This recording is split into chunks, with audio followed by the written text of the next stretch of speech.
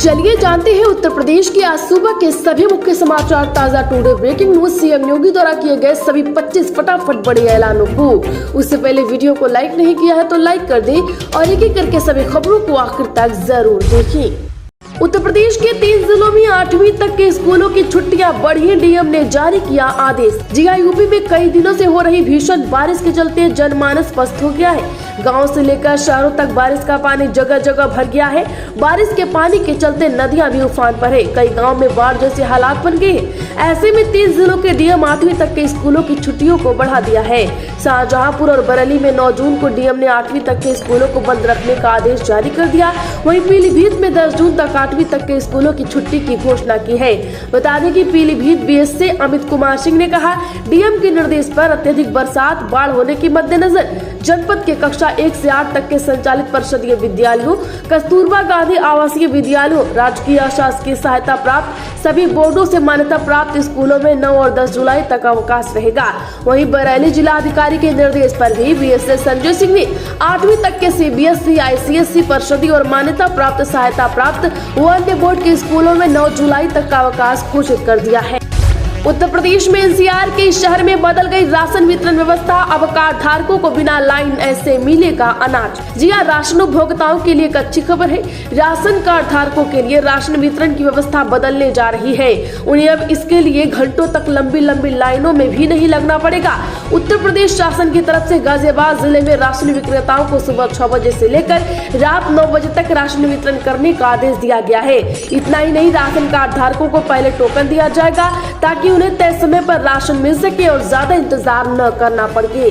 वैसे आपको यह व्यवस्था कैसी लगी, कमेंट जरूर करें। उत्तर प्रदेश में राहुल गांधी का रायबरेली दौरा। आज अपना का सुनेंगे दुखड़ा, जानेंगे जिले के विकास की हकीकत। जी हाँ, बता दें कि लोकसभा चुनाव जीतने के बाद सांसद और नेता प्रतिपक्ष राहुल गांधी अपनों के बीच होंगे। वह न सिर्फ अपनों का दुखड़ा सुनेंगे बल्कि जिले के विकास की हकीकत भी जानेंगे। सांसद राहुल गांधी के 1 दिवसीय दौरे की सभी तैयारियां पूरी कर ली गई है। लोकसभा चुनाव जीतने के बाद राहुल का अपने संसदीय क्षेत्र का दूसरा दौरा होगा। राहुल के आगमन को लेकर पार्टी कार्यकर्ताओं के साथ जिले के लोगों में उत्साह है।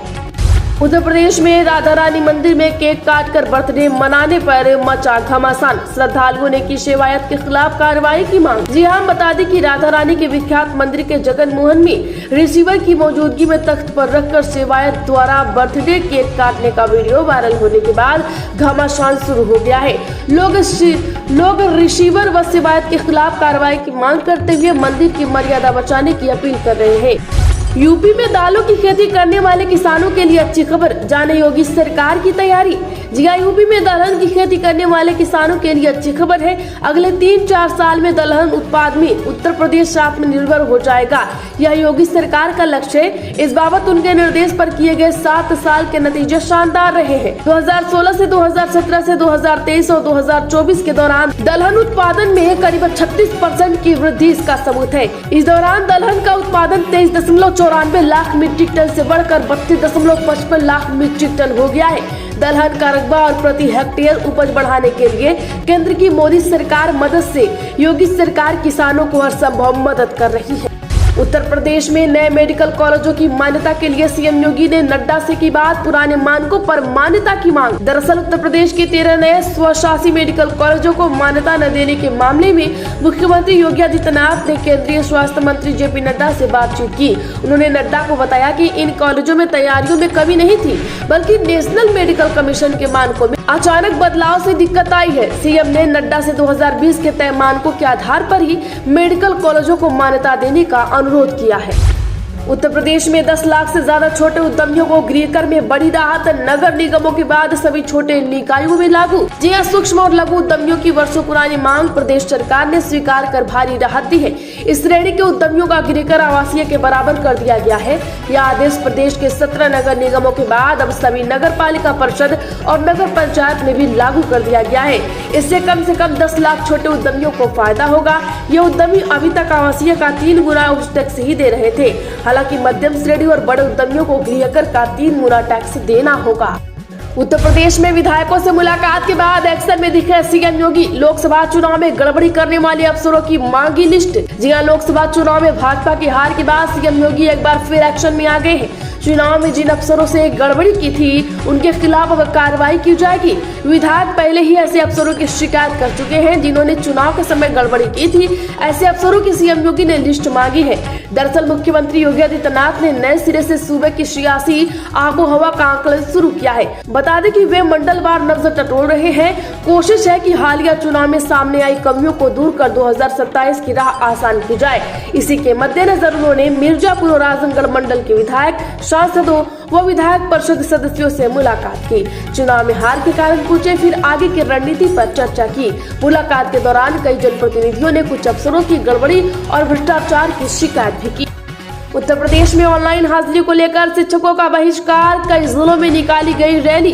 पहले दिन ही ध्वस्त हो गई सरकार की व्यवस्था। जी हां, शिक्षकों के भारी विरोध के कारण पहले ही दिन परिषदीय प्राइमरी स्कूलों में ऑनलाइन हाजिरी व्यवस्था धड़ाम हो गई। पूरे प्रदेश में कुल 6,09,282 परिषदीय प्राइमरी शिक्षकों में 2.5% यानी सिर्फ 16,015 शिक्षकों ने ही ऑनलाइन हाजिरी दर्ज की है। बाकी ने इसका बहिष्कार किया।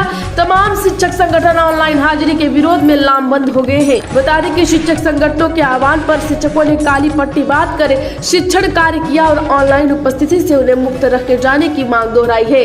दूसरी तरफ सरकार ने आशा जताई है कि समय की पाबंदी के मामले में शिक्षक जिम्मेदारी मानेंगे और अगले एक सप्ताह या एक पखवाड़े के भीतर उनकी ऑनलाइन उपस्थिति दर्ज करने के आंकड़े में सुधार होगा। उत्तर प्रदेश के कानपुर बनेगी आयुध नगरी। गोला बारूद से लेकर डिफेंस टेक्सटाइल तक होगा तैयार, जाने योगी सरकार का प्लान। जिया कभी पूरब का मैनचेस्टर कहे जाने वाला कानपुर आने वाले दिनों में आयुध नगरी के रूप में विख्यात होने जा रहा है। यूपी डिफेंस इंडस्ट्रियल कॉरिडोर के तहत कानपुर नोड में सर्वाधिक निवेश हो रहा है। देश की सेना के लिए अत्याधुनिक हथियारों, वस्त्रों का नहीं, अंतरिक्ष विज्ञान से जुड़े उपकरणों को भी निर्मित किया जाएगा। कानपुर के नरवल तहसील अंतर्गत साल में 218 हेक्टेयर से अधिक भूमि पर डिफेंस इंडस्ट्रियल कॉरिडोर का आकार ले रहा है।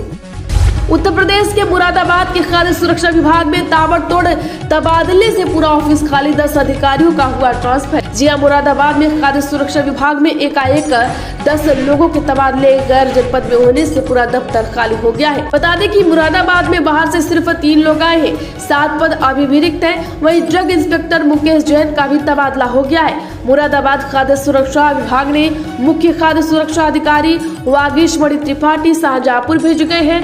खाद्य सुरक्षा अधिकारियों में वीरेश पाल मुकेश बरेली, ज्योत्सना त्रिपाठी बरेली, अमित जिज्ञासु आगरा भेजे गए हैं। उत्तर प्रदेश में हाथरस घटना पर बाल अधिकार संरक्षण आयोग अध्यक्ष पहुंचे हाथरस। पीड़ित बच्चों को मिलेंगे 2500 रुपए प्रतिमाह। जिया सत्संग घटना में प्रभावित परिवारों के बच्चों की शिक्षा की चिंता सरकार करेगी। राज्य बाल अधिकार संरक्षण आयोग के अध्यक्ष डॉक्टर देवेंद्र शर्मा ने इसकी घोषणा की है कि इन बच्चों के मुख्यमंत्री बाल सेवा योजना के तहत प्रतिमाह 2500 रुपए की आर्थिक सहायता उपलब्ध कराई जाएगी।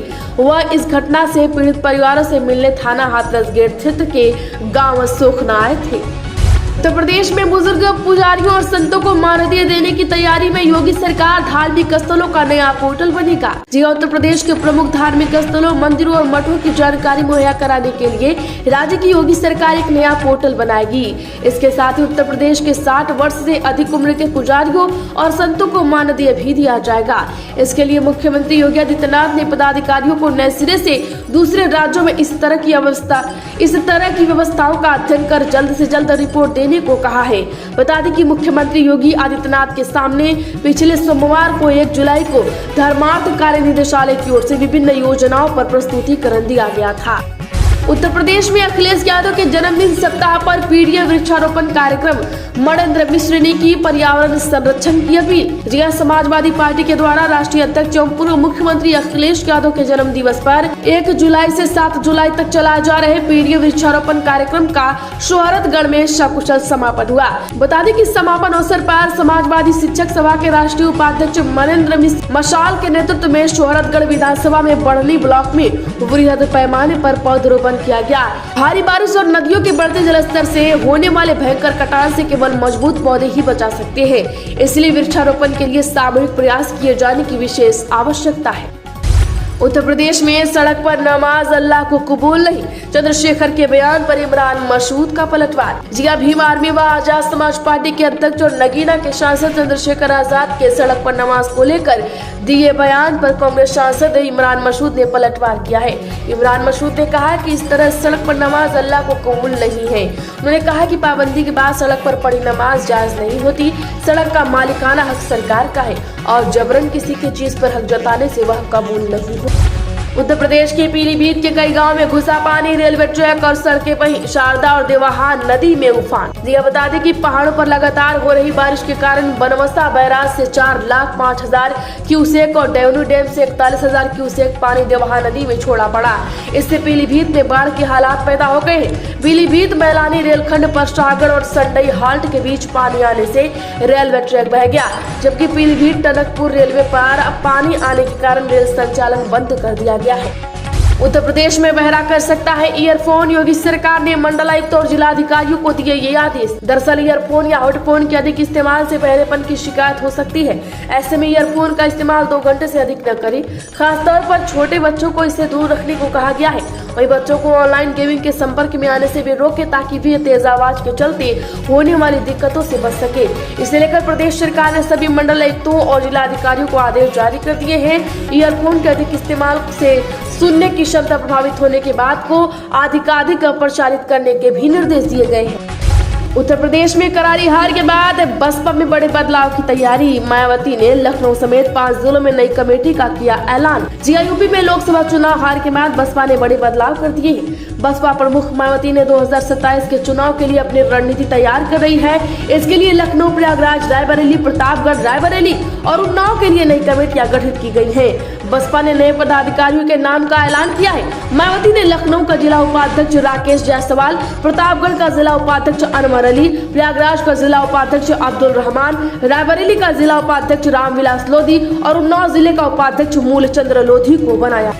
उत्तर प्रदेश में यूपीएससी भर्ती परीक्षाओं में बड़ा चेंज। अब आधार कार्ड से होगा बायोमेट्रिक डाटा का मिलान। उत्तर प्रदेश लोक सेवा आयोग की भर्ती परीक्षाओं में पारदर्शिता के लिए महत्वपूर्ण बदलाव किए जा रहे हैं। अब केंद्रों पर ही आधार कार्ड से परीक्षार्थियों का बायोमेट्रिक डाटा मिलान किया जाएगा। उत्तर प्रदेश के रामनगरी अयोध्या में होगी कर्मकांड की पढ़ाई। सत्र 2024-25 से शुरू होगा वैल्यू एडेड कोर्स। रामनगरी अयोध्या को कर्मकांड की पढ़ाई के मद्देनजर समृद्ध बनाने की पहल शुरू हो चुकी है। अब कर्मकांड की पढ़ाई के लिए काशी जाने की जरूरत नहीं होगी, बल्कि डॉक्टर राम मनोहर लोहिया अवध विश्वविद्यालय से कर्मकांड की शिक्षा ले सकते हैं। आगामी सत्र 2024-25 से एडेड वैल्यू कोर्स के तहत नए पाठ्यक्रम कर्मकांड में दाखिला शुरू हो जाएगा। खबरों में इतना ही। वीडियो को लाइक और शेयर जरूर कर दें।